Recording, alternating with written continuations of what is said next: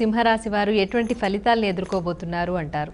ఇక సింహరాశి వారికి ఆదాయం 2 భాగాలు అయితే ఖర్చు మాత్రం 11 భాగాలు ఖర్చు ఉంది.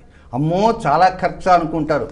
అన్నిటికంటే ముఖ్యంగా ఈ 2017వ సంవత్సరం అక్టోబర్ నెల 27వ తేదీతో అర్ధాష్టమ శని వెళ్ళిపోతుంది. అది ఆనందంగా అని భావిస్తారు. వాస్తవంగా అర్ధాష్టమ శని దాదాపు 2.5 సంవత్సరం కాపాడుతున్నదని మాత్రం గమనించాలి. ఇక 2 ఆదాయం 11 ఖర్చు అనే ఉంది కనుక ఈ వ్యతిరేక గ్రహ సంచారం 2 రకాలు ఉన్నాయి కనుక అందులో ఏప్రిల్ 10వ తేదీ మొదటి వ్యతిరేక గ్రహస్థితికి ముందు రోజు ఏప్రిల్ 10వ తేదీ రాత్రికి ఆకాశంలో కనబడేటువంటి గురుచంద్రులు కరెక్ట్గా మీ రాశికి ధనస్థానంలో, కుటుంబ స్థానంలో, వాక్స్థానంలో ఆ గురుచంద్రులు కలుస్తున్నారు కనుక వారిని చక్కగా దర్శించుకోండి. భక్తితో విశ్వాసంతో నమస్కరించుకోండి.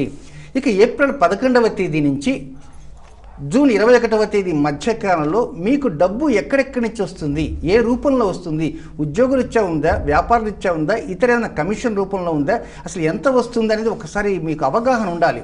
మీరు వాస్తవంగా 500 వస్తుంది అనుకుంటే అక్కడ వచ్చేది 1500 ఉంటుంది.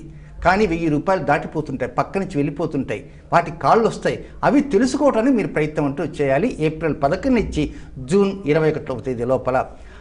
అలాగే ఈ 2వ వ్యతిరేక గ్రహ సంచార స్థితికి ఇది ఆగస్టు 28 నుంచి సెప్టెంబర్ 27, 28, 29 మధ్యలో గ్రహమాలిక యోగంతో ఉంటూ అక్టోబర్ 13 దాకా వ్యతిరేక గ్రహస్థితి ఉంది.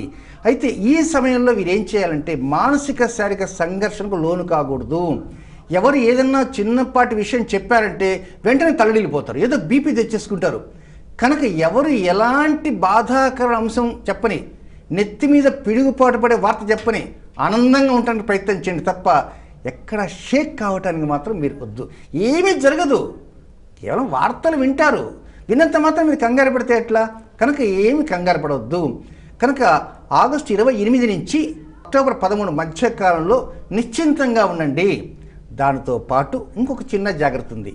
మీరు చేసే ఉద్యోగం కానీ, మీరు చేసే వ్యాపారం కానీ, వ్యవహారం కానీ, మీరు నడిపే వాహనాలు కానీ, మీరు కొన్న ఇల్లు కానీ, లేక అద్దెకున్న ఇంట్లో కానీ ఏవో చిన్నపాటి లోపాలు అంటూ ఉంటాయి. ఏ వాస్తుదోషాలు కాదండి, ఇతర లోపాలు ఏమైనా ఉంటే పైన కరెక్ట్గా ఉందా, సీలింగ్ లేదా ఫ్యాన్ కరెక్ట్గా ఉందా, నిద్రపోతుంటే కొంతమంది ఫ్యాన్ నెత్తి మీద కూడా పడుతుంటుంది.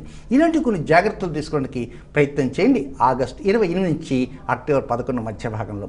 అయితే సెప్టెంబర్ 27, 28, 29 3 రోజుల్లో అంటే సరస్వతి పూజ, దుర్గాష్టమి, మహానవ 3 రోజుల్లో గ్రహమాలిక యోగం ఉంది కనుక ఆ గ్రహమాలిక యోగంలో సింహరాశి వారు ఏం చేయాలి అనేది చివరిలో చెప్తాను.